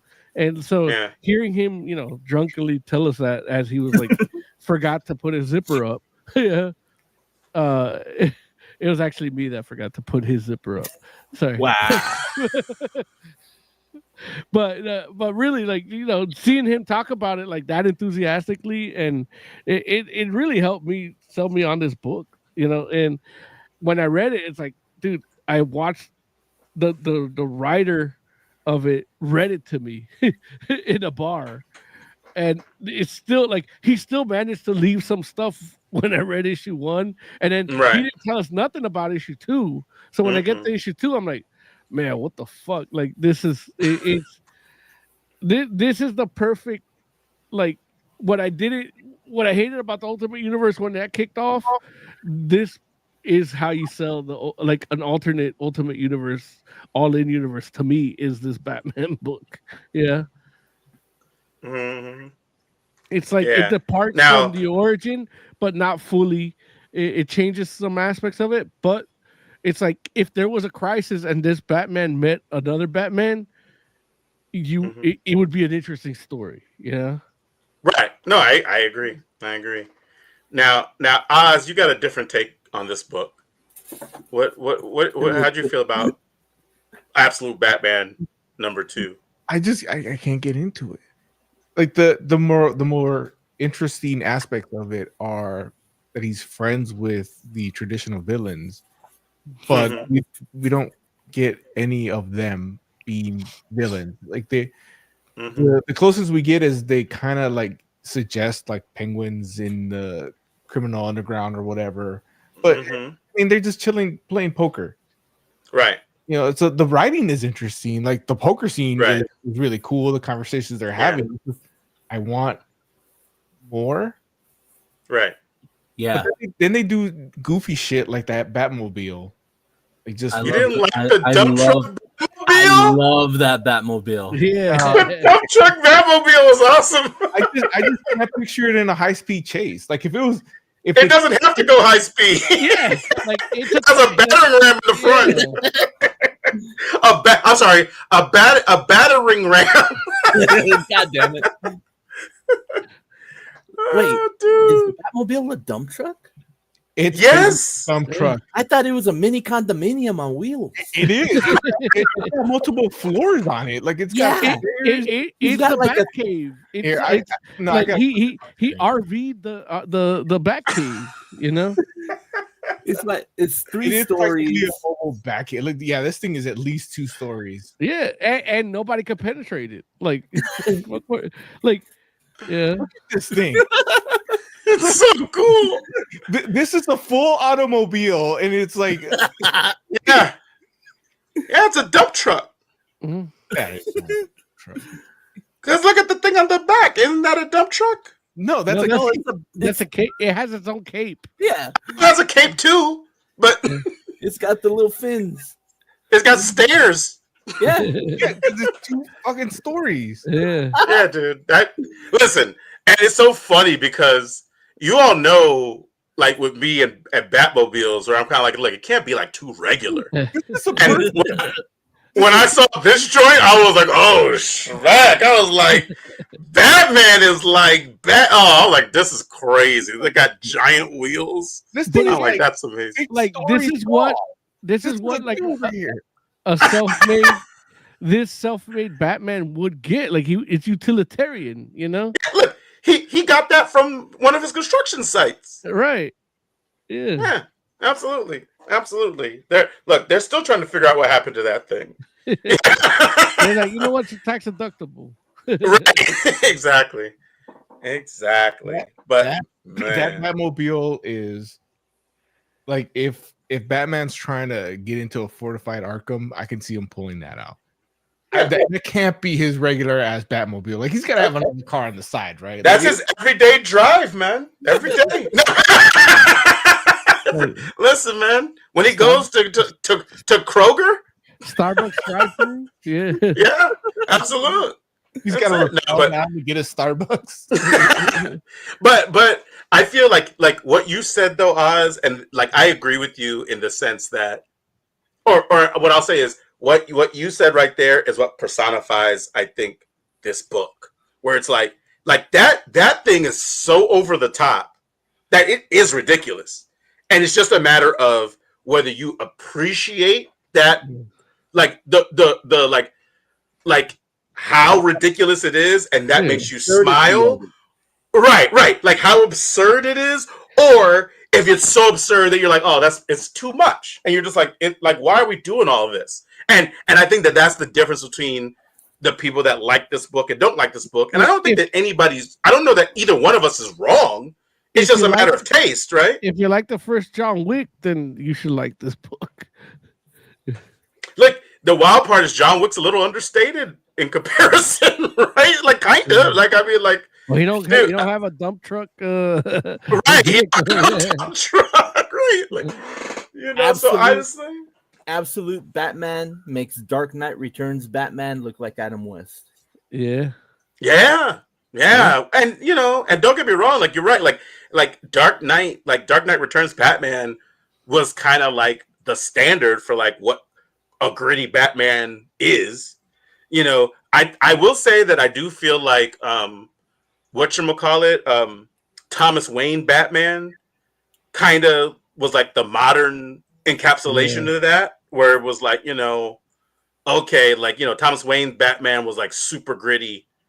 And so it was like, but still though, like Thomas Wayne Batman is just like coming from a different place. And in some ways still feels like Batman, just again, a Batman that's been through different stuff, as opposed to like, the grizzledness of Dark Knight Returns. But dude, Absolute Batman is no joke, man. And I just like there's something about that Batman's like his swagger is different. And I like it. Now I could totally understand somebody, especially again, like Oz. I mean, we're all Batman fans here. I mean, everybody's a Batman fan, right? but Oz is like a diehard Batman fan in a lot of ways. Like that's like your wheelhouse. So I could totally understand where you'd be like, this doesn't feel like Batman, and that makes me like it less. Like I can get that. I could get that. I guess this is me realizing that I'm a fake Batman fan. I've been saying that for years. On your I know it. I feel like since day one of the show. Batman fan. Oz is an orthodox Batman fan. Right. I like my Batman orphaned. He's a bat mocker. He's a bat mocker. Macher. Bat mocker. I don't want no mama's boy Batman. Mama's boy Batman. Like, you don't even call his mom. He talks to her. She's like, she's like, literally I don't know. complaining to like a villain. Look, the fact that the option is there pisses me off. When's the last time you called your mom? Damn. Last year. Damn. What? Oh, hey, no. Look, my dad was on his deathbed and she didn't call me. Oh, jeez. Where's he at now? No, he's fine. He lived. I lived. As I looked at my dad's urn here, like I turned. Should I bring him out? It's like, oh, they're like, hey, Oz, here it is. Be happy you still got your dad. Let's say this is his urn. I still have him in the plastic thing the coroner gave. Yeah, I haven't put I was like, that's the Holy Grail? What was that you just found out? It's the unholy grail. That's his pimp cup. He's seen it before. We've seen that before. Yeah. Oh, the pimp cup. Okay, gotcha. Okay. It must be nice having your parents home. Yeah, exactly. Damn. Mine are in a wall. Fuck It you is. guys. It is nice. Thank you. Hector and I are like, well, no, I can't even like. I can drink with Heck, but he's the one that has to beat me up when we get too drunk. Yeah, he lost both. Yeah. So now who's a Batman fan? Yeah. Right. There it is. Sheesh, man. Okay. You're that Dark Knight Batman because like your legs don't. They work now. Fuck you. Wow.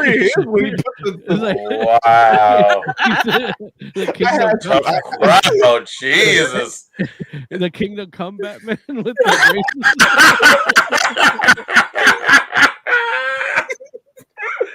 Larry, don't laugh. That's fucked up. Why Larry's so mean. I know it's your birthday, but damn. Yeah. Y'all are vicious. You're the one laughing, bitch. Oh my God. Larry's like, I'm glad Conrad died after he did that. No. Oh God. He did the Heck impression. Okay. Let's go ahead and rate this joint because, like, I mean, listen. This is why Jay left. Exactly. Jay's like, nah, I can't be part of this conversation. Oh, jeez. He's like, I can't hang out with these guys too long in the night. He starts saying this shit at the VA hospital. It's like, it's Thanksgiving tomorrow. He's like, you want a leg to amputee?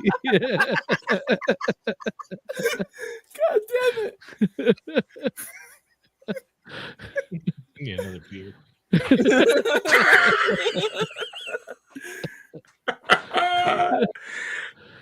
Can we rate Absolute Batman? Salute to Jay, one of our veterans. Oh, sheesh, man. Okay, Hecht, what would you rate Absolute Batman number 2? 4.75. It's a really good book, and I love that Batmobile. There it is. Oscor, what would you rate Batman number 2? I mean, Absolute Batman number 2. I'm probably gonna go with the 4. It barely gets it though, because it story wise it's good. I like the story. It's interesting. It does keep my interest a little bit, I guess. But then it does stuff like that Batmobile. But I can see people enjoy it. So yeah, you don't like a Van Damme movie. You know what? And Black Mask's design still bugs me. That's no good. It is weird. Like his minions look more like Black Mask than he does. Yeah. And they got gorillas. I knew there was something that kept me from a 5, and I think that might be it. Yeah. It's just little things like that keep me at a 4. But it's not as bad as the Birds of Prey movie Black Mask, right? That's true. No, it's not as bad. Yeah. But we rate that like a 2. Right. Wow. And it wasn't because of the Black Mask. Right, the Black Mask was probably not even the worst part of that. We might have to review that and make it like a 1. Right. Odd enough, if you watch it on mute, it's like a 5. That's hilarious. Yeah. I Most did it Magnum on a treadmill once. After the laugh we just had, it's a 5 for me. Like, it brought joy to my life and our life. So some of it at Hecht's expense, but sorry. we love you. but definitely, like, this is like, again, what it created, like what the story that it gave us, 2 issues in, the fact that I can get my friends to read it, they'll want to read it, like it's a well executed book, even with its like weird shit. And again, the origin, the issues I've had with these books all night tonight has been a little too different, a little too far departure from what I expect for the ideal for these Trinity characters, and this Batman one isn't too far off. But it is different enough to merit a whole other universe. And but still, some of the ideals I have for Batman are still there. So right. And then as a book itself, like, the art's amazing, and being able to like talk about it like this with people, because not just you guys, I talked with some of my other friends, some of my real friends. Damn. I'm kidding. No, but I mean, Larry, he's talking about Joe. Must be nice. But like you saw, like, my friend Mario, like, he's like, hey, if you go to the comic shop, get me issue 2, like, right, because we went and bought issue 1. I had already read the digital one, and I'm like, oh, I'll get this. And, okay. And he bought like the regular cover, the $50 cover, like he's like, yeah, I was just like, he's like, I'm all in, like, I'm all in, like, and then we bought the all in, like, the book that's like $5 that has everything, all 3 of them, like the preview for everything. And then he read that, he's like, yeah, I think I'm in on this Wonder Woman. Like, so for him, as a dude that hasn't bought comics in a long time, jumping in to it, like, like, this book is doing good things. And even all in, like, I might not like certain aspects of it, but I think all in as a whole, I'm all in on. Yeah. Okay. Did he say, give me an issue 2? Wait, why did he say it like that? Because he's Mario. He's a fake stereotype of an Italian. Oh, jeez, that was such a bad Mario impression. Yeah, it was. I didn't even know who you're trying to do. Yeah. Oh, God. It's okay. It's okay. Listen, I'm sorry. Absolute Batman That number was really 2. bad. Yeah, it was so bad. It was so bad. I was like, what? I was like, why is he talking like that? What happened to him? What happened? I'm not even arguing it. I agree. No, I know you're not. I'm just shocked because you're usually better. I'm drunk. No, I'm not. Look, I'm not telling you need to be. I'm just shocked because normally I know who you're doing. Is what I'm saying. Never mind. Absolute Batman number 2. I'm giving Even it his a dog 5. left. His dog left. It's like no. He's like, oh, what was that? No.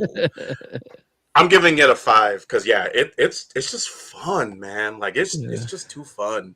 It's like I can't like it's the best time that I've had reading a Batman book in a long time, and that's not even like I had a bad time beforehand. It's like some next level stuff for me. It feels really good. You know, because I thought the same thing where it's like I'm having fun reading a Batman book, like almost like when I'm a kid and playing with the toys, you know? Absolutely. The same way I feel about like the G.I. Joe and Transformers, the 100%. That's how I felt about this too. And then the last time that I remember feeling like that about Batman was when, again, Scott Snyder did the whole thing where he put the contacts in and he had like the little heads up display in the contacts, like the shit he does with Batman is like yeah.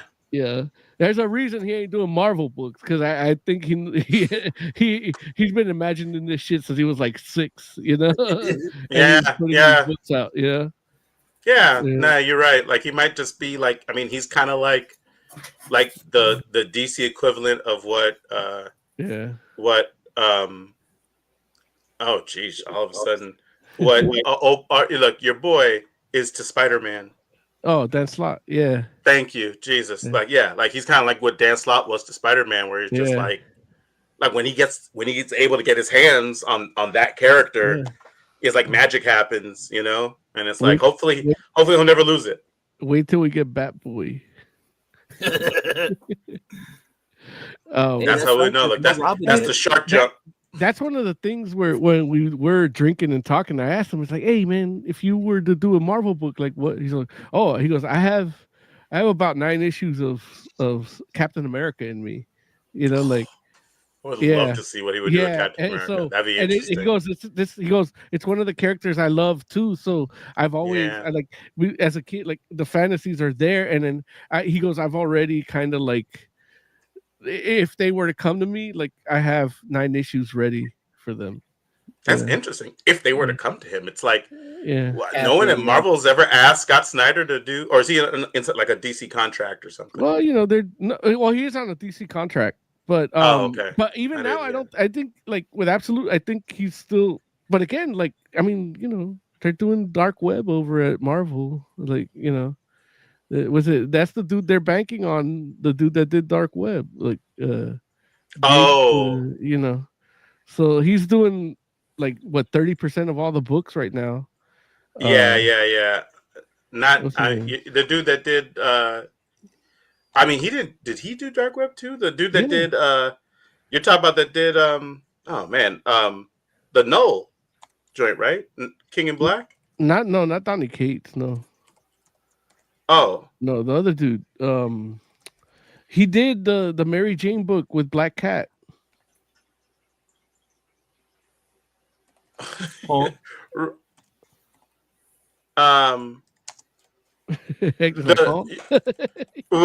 You're talking about the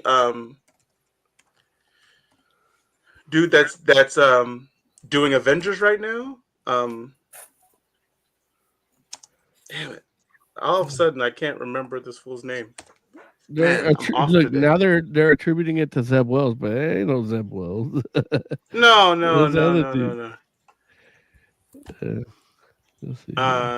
Wow, like how in the world Jed am McKay. Jed McKay, Al Ewing, that's the dudes. Zeb Wells, like those are the dudes. Ram V, those are the dudes they're like really going all in on. And I feel like Jed McKay is a lot of he's doing like he's doing like 30% the direction for a lot of like the mainstream stuff, which you know I don't know, like you know, I don't know what to say. That's why Dan Slott has Spider Boy. Yeah, because it's like nobody's reading Amazing, but they're reading Dan Slott's, and it's like, and even Dan Slott now is like he's having too much fun. It's like, hey man, like go back to what the parameters are, like he's really playing with his toys. Yeah, a little too much for my taste. As much as I love him, Who's writing Amazing Spider-Man right now? Zeb Wells. Oh, Zeb Wells. Like, See, and that's the thing. Like, he's the guy after the guy, because like, so he's dealing with Nick Spencer's shit, right? And it's like I feel bad for him for that. Right, and again, this is the dude that was before Nick Spencer doing like Avenging Spider-Man. That was the shit, So it's like this dude should have been the dude after Dan Slott, because he was even doing like Spectacular and stuff, like the ancillary books or the tie-in books along with Dan Slott. It's like they're like his books should be better than. But he's following Nick Spencer, and some of the shit he laid down, like they're sticking with. So that's how you get fucking all these weird, like, was it Red Goblin and shit, Right. So, well, and Spider Side. You said what? Spider Side? What is that? Yeah, just like you didn't read Dark Web? No. Or Spine Tingling Spider-Man? You didn't read that? No. Me neither. Yeah, I know. Like, yeah. All right, you guys ready to get out of here? Yeah. Let's do it. In a condominium mobile. In the condominium mobile. Okay, let me play some outro music. Where is it? Why is it all the way at the bottom? There it is. All right. Now, heck, give me some final thoughts. Man, read some comics, because Maskmacher was it's a good read. It's not going to be a long series. I think it's only 4 issues, and I stopped at 3 because that's all that was out. So yeah, and then fucking I saw that cartoon, the first episode of what Jay told me to watch, Invincible Fight Girl. Oh yeah. That's wrestling too, but it's very different. And it's very anime. Okay. But American anime. Got it. American. There it is. Oscore, give me some final thoughts. I literally just shot 2 videos, so stay tuned for those. Like, subscribe, hit the bell, all that, whatever. Cool. There's one up there that Larry hasn't liked already. Yeah, on purpose. It's not true. Moses Magnum, final thoughts.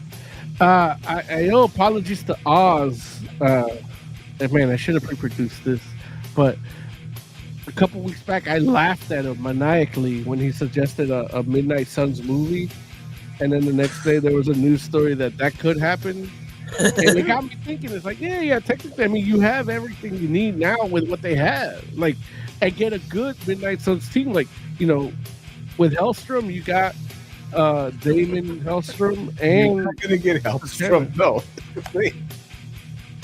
Like, are you gonna ruin this apology? What the fuck? Like, shitting on you again? Like, I'm making a case for you. Okay, yeah. And you got Agatha. Like, everybody in Agatha could be part of it. And Doctor Strange, like, we're good. Like, we can. We got Ghost Rider. We can use the Ghost Rider from Agents of S.H.I.E.L.D. Like, we can get a solid MCU team without having to recast or get other casting or new more contracts. Like, and we got Wiccan now. Like, he could be in it in the MCU version. Don't forget Werewolf by Night and Elsa Bloodstone. Dude, again, Elsa and Man-Thing. Like, and like I would even take Morbius. Like, like. You would run through a line. It's like no more. No Jared. No Morbius. Yeah. No, absolutely not.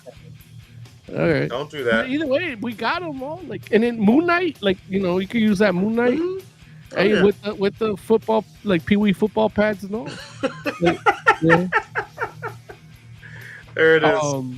Yeah, so it's like like I laughed at Oz, but in further, I did owe him an apology for that. So there it is. But I'm not gonna. So also, keeping in head, bringing up Dark Horse, there is a comic book coming out. It's not coming out till next year, but keep a lookout. It is called Sister Imperator.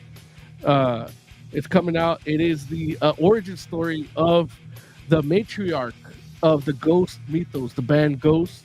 They did a movie called Right Here, Right Now that shows you her passing her death. Spoilers, and but her origin, like, it leads back to like the 60s in their mythos, and you don't know her origin. So her origin will be explored in a comic in Dark Horse Comics coming 2005. So that's something to look forward to in the next year. So you can pre-order it now at your local comic book store. I don't have the diamond code, but I'm excited to hear that. That's a new story I wanted to get to earlier today. But yeah. Too bad those tariffs are going to go up on paper. Digital comics. You still pay tariffs, but it's digital. With that said, we thank you all so much for hanging out with us. We do appreciate you. We'll be back next week. In the meantime, let us know what it is you like, what you don't like, what you want to hear more of. We'll listen. So definitely hit us up. And yeah, with that said, until next week, we are the Fantastic Forum. Good night. Happy birthday, Larry.